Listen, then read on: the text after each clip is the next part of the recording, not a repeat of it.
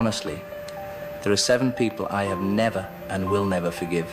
Not just for one thing, but for a long chain of betrayals. They know exactly who they are, and so do I. George Harrison. For young men from Liverpool who conquered the world with their music, brought joy to millions, and seemed like the best of friends on stage. But behind the smiles and the screaming fans, there was a storm brewing. And at the center of that storm was George Harrison, the quiet Beatle, who grew to truly hate one person more than anyone else in the world. This isn't just about musical differences or creative clashes. This is about years of feeling small, ignored, and treated like a child when all George wanted was respect.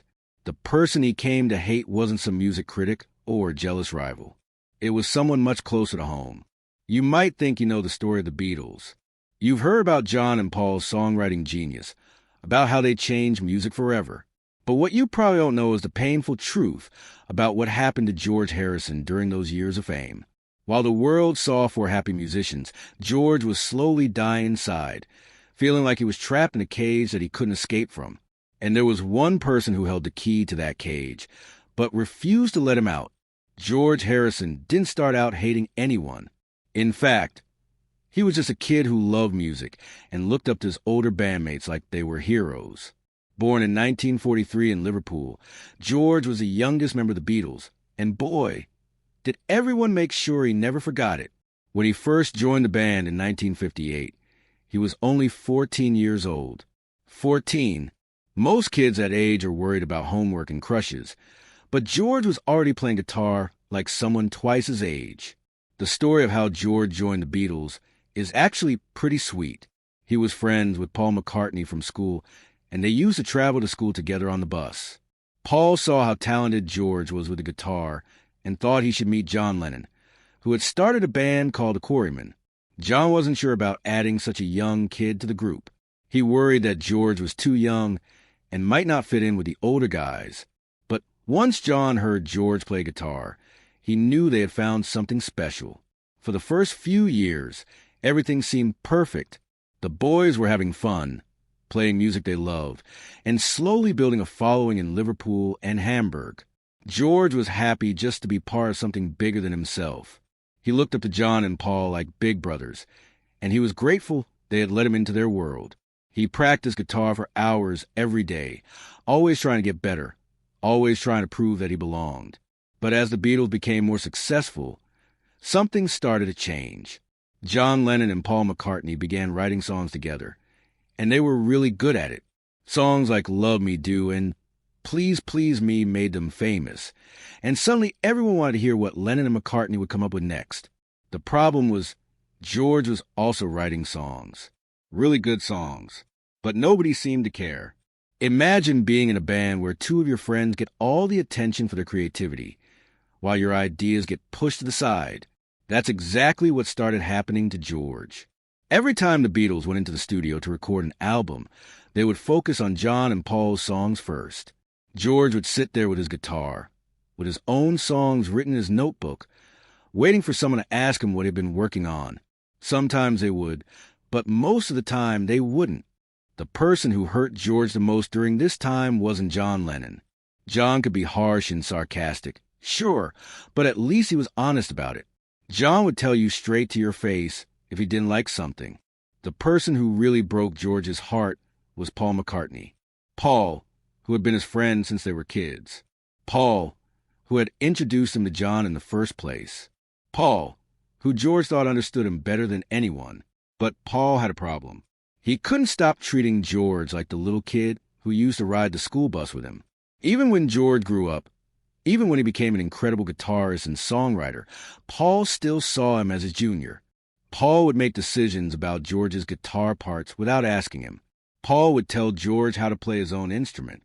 Paul would dismiss George's song ideas without even really listening to them. According to people close to the band, George saw Paul as difficult, and they would just tolerate each other. But George basically didn't like Paul's personality. Can you imagine how that must have felt? Your childhood friend, someone you trusted completely, making you feel like you don't matter in your own band. The worst part was how Paul would do it. He wouldn't yell or get angry like John might. Instead, Paul would be polite and friendly on the surface, but underneath, he was controlling everything George did. George once said that working with Paul was like being in a bag, and they wouldn't let him out. Think about that image for a second. Being trapped in a bag, unable to breathe, unable to move freely, while someone else controls your every move. That's how George felt for years. The tension really started to build during the recording of their later albums. By the time the Beatles were working on the White Album in 1968, the cracks were showing.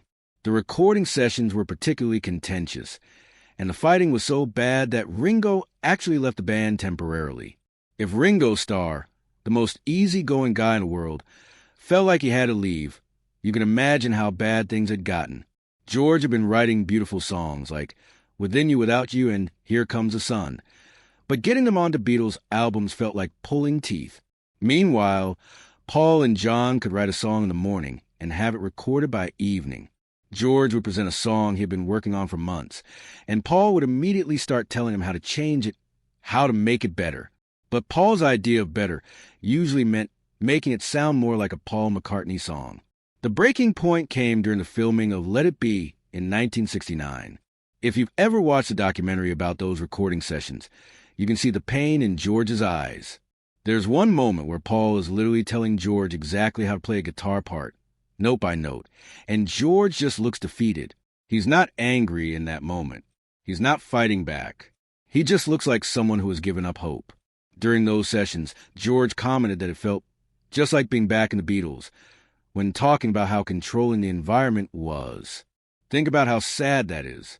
The Beatles were supposed to be his dream come true, but by the end, just being the band felt like a nightmare. And then George did something that shocked everyone. He quit. Right in the middle of the sessions, George Harrison stood up, looked at his bandmates, and said he was done. He packed up his guitar and walked out the door. For a few days, nobody knew if the Beatles were finished forever. John and Paul tried to act like it wasn't a big deal, but deep down, they knew they had pushed George too far. George eventually came back, but things were never the same. He had tasted freedom, and he realized that he didn't have to accept being treated like a second-class member of his own band. But the damage was done. The trust was broken. The friendship that had started on those school bus rides in Liverpool was hanging by a thread. What made it even worse was that George was becoming an incredible songwriter during this time. Songs like Something and Here Comes the Sun are now considered some of the Beatles' best work. Frank Sinatra called Something one of the greatest love songs ever written. But when George first played for the band, Paul's first instinct was to criticize it and suggest changes. The hatred that George felt wasn't just about music, though it was about respect. It was about being seen as an equal. Paul had this way of making George feel small, without ever saying anything directly mean. Paul would praise George in public, calling him a great guitarist and a talented songwriter, but in private, in the studio, Paul would treat him like he was still that 14-year-old kid who needed to be told what to do. People close to the band said that Paul treated George the same way in the late 1960s as he did when they were kids, even though George had developed into a very good songwriter and lead singer. Imagine being in your mid-20s, being one of the most famous musicians in the world, and still being treated like a child by someone who was only 3 years older than you. George started looking for ways to express himself outside of the Beatles. He became deeply interested in Indian music and philosophy. He studied with Ravi Shankar and brought the sitar into rock music. He found peace in meditation and spiritual practices. But even these interests, which were deeply personal and meaningful to George, became sources of tension with Paul. Paul didn't understand George's spiritual journey. To Paul, it probably seemed like George was just going through a phase, like he was trying to be different for the sake of being different. Paul was always practical, always focused on the music business, and making hit records. George's interest in Eastern philosophy and meditation seemed like a distraction to Paul, something that was taking George's attention away from the Beatles. The really heartbreaking part is that George never stopped caring about Paul, even when he hated him. George actually hated it when the press wrote stories about him and Paul feuding, saying they wouldn't get very far with those rumors. Even when their relationship was at its worst, George didn't want the world to know how much pain he was in. He protected Paul's reputation, even when Paul wasn't protecting his feelings. By 1970, the Beatles were done, and George was probably more relieved than anyone. Finally, he could make the music he wanted to make, the way he wanted to make it. His first solo album, All Things Must Pass, was a triple album filled with songs that had been rejected or ignored during his Beatles years. It was like George had been saving up all his creativity, all his musical ideas, just waiting for the day when he could finally let them out. And you know what? All Things Must Pass was incredible. It showed the world what George Harrison could do when he wasn't being held back. Songs like My Sweet Lord and What Is Life proved that George didn't need John and Paul to create amazing music. He had been capable of it all along. He just needed someone to believe in him. But the damage from those Beatles years never really went away. Even decades later, when George would talk about the Beatles in interviews, you could hear the pain in his voice when he talked about feeling ignored and unappreciated. He said many times over the years that the band had to work first on compositions by Lennon and McCartney before focusing on songs by him and Ringo. That's a wound that never fully healed. The saddest part of this whole story is that it didn't have to happen this way. George and Paul could have been great collaborators. They both loved music more than anything else in the world. They both wanted the Beatles to be the best band they could be. But Paul's need to control everything and his inability to see George as an equal destroyed what could have been a beautiful creative partnership. Paul wasn't evil. He wasn't trying to hurt George on purpose. In his mind, he was probably just trying to make the best music possible. But sometimes the most damage is done by people who don't realize they're causing pain. Paul was so focused on his own vision, his own ideas, that he couldn't see how much he was hurting someone who had been his friend since childhood. George Harrison spent years being told he wasn't good enough, wasn't creative enough, wasn't important enough. And the person telling him this, directly or indirectly, was someone he had looked up to and trusted since he was a teenager. That kind of emotional damage doesn't just go away when the band breaks up. It stays with you forever. In later years, Paul seemed to realize some of the mistakes he had made. He spoke more kindly about George in interviews, praising his contributions to the Beatles and acknowledging his talent. But by then, it might have been too late to repair the friendship they had once shared. George Harrison died in 2001, still carrying some of that pain from his Beatles years. He had accomplished so much in his life. He had been part of the most successful band in history. He had written songs that would be loved forever. He had found peace through his spiritual practices. He had helped organize concerts for charity and use his fame to make the world a better place. But he also carried the scars from feeling unappreciated and unloved by someone who should have been his greatest supporter. The hatred he felt for Paul McCartney wasn't just about music or creative differences. It was about the deep, personal pain of being made to feel small by someone who was supposed to care about him. The story of George Harrison and Paul McCartney is a reminder that success and fame don't protect you from being hurt by the people closest to you. It's a reminder that respect and kindness matter more than talent or achievement. And it's a reminder that sometimes the people who hurt us the most are the ones we love the most.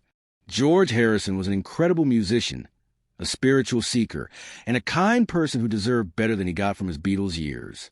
His hatred for Paul McCartney was really just love turned inside out, disappointment mixed with the pain of feeling invisible. In the end, George found his own path and created beautiful music that touched millions of people around the world.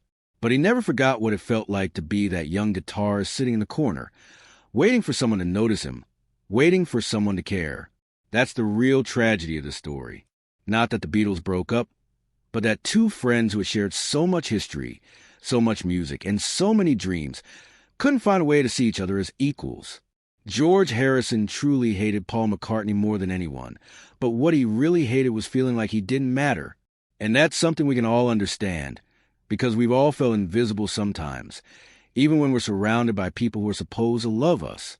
If you found this story as heartbreaking and fascinating as I did, please give this video a thumbs up. It really helps the channel grow and lets me know you want to hear more stories like this one. And if you haven't already, make sure to hit that subscribe button and ring the notification bell so you never miss when I upload new content about the untold stories behind your favorite musicians. Share this video with anyone you know who loves the Beatles or who might not know the full story of what really happened between these legendary musicians. Thanks for watching, and I'll see you in the next video.